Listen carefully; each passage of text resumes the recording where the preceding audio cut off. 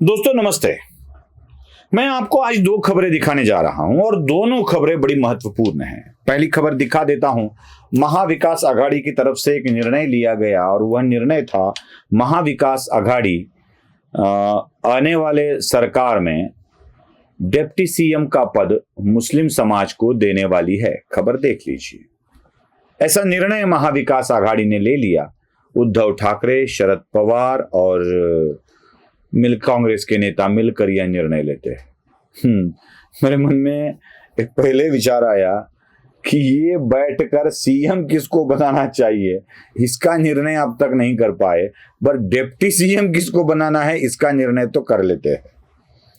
मेरी एक विनती है महाविकास आघाड़ी से, एक निर्णय और भी ले लीजिए कि महाराष्ट्र के मुख्यमंत्री पद को इस बार किसी ओबीसी को या किसी ओबीसी महिला को देने का निर्णय भी कर लीजिए।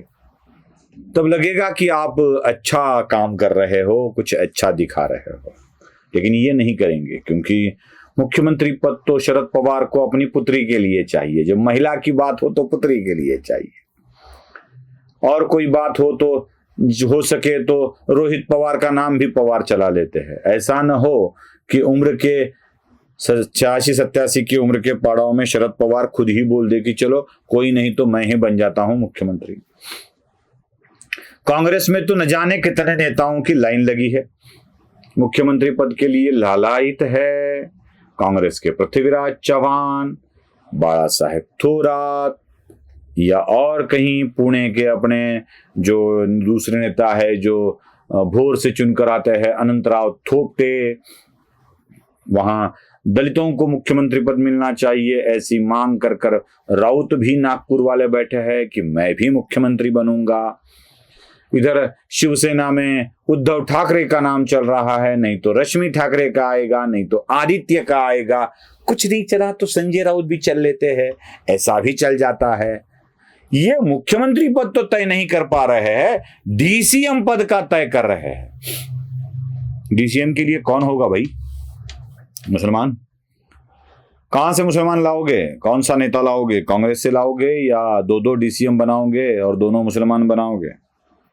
जब ये खबर चलने लगी तो बहुत सारे लोगों में ये चर्चा होने लगी कि ये कितना मुस्लिम अनुनय कर रहे हैं, और देखो ये मुसलमानों का डिप्टी सीएम बनाने जा रहे हैं, ऐसी खबर चलने लगी। जैसे ही ये खबर चलती है उसके साथ साथ ये खबर और आ जाती है।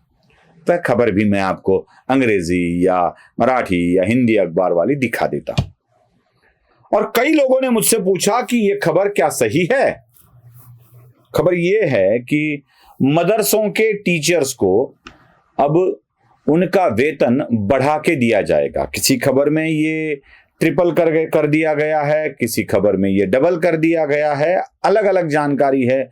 लेकिन मदरसों में जो शिक्षक पढ़ाते हैं उनके वेतन को बढ़ाने का निर्णय महायुति सरकार ने ले लिया है, यह बातें भी बताई गई और शुरू हो गया।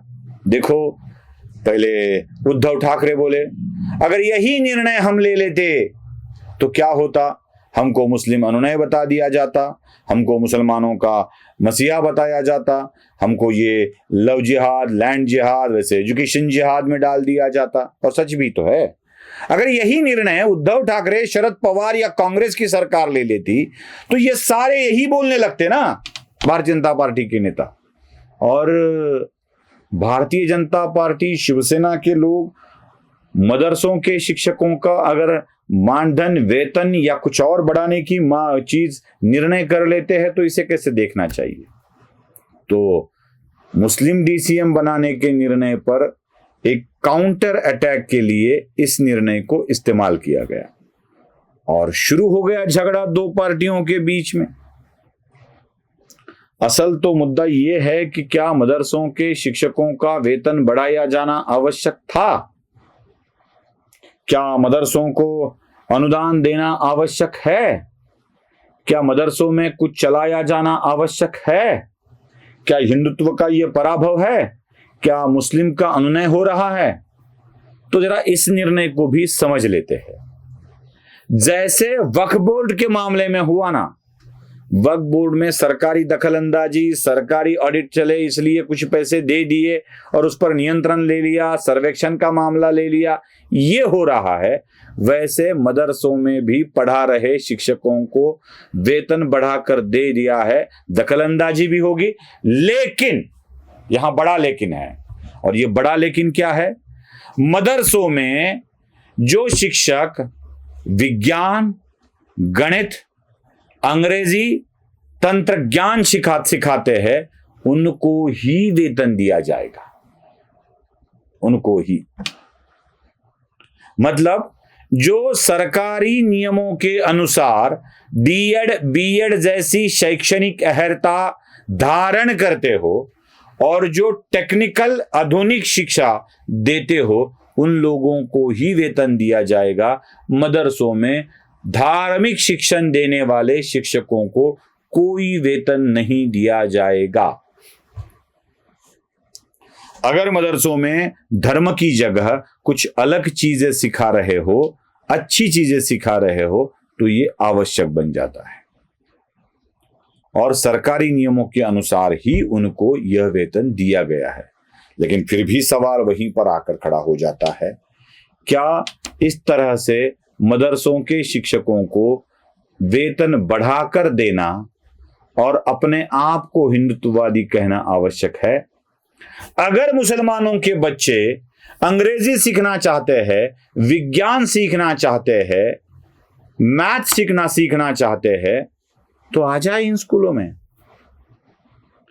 कौन सी स्कूल में मुसलमानों को एडमिशन नहीं है ऐसा बोला जाता है? कौन सी स्कूल में बोला जाता है? लगभग सारे शिक्षण संस्थाओं में मुसलमानों के बच्चों का एडमिशन तो है। फिर अलग मदरसा नाम की इंस्टीट्यूट खड़ी कर वहां पर इसका भी और उसका भी शिक्षण दिया जाए, ज्ञान दिया जाए और उसको वेतन सरकारी खजाने से दिया जाए, ये कहां का न्याय है और कहां के हिंदुत्ववादी सरकार का निर्णय है? जरा ये भी बताया जाए।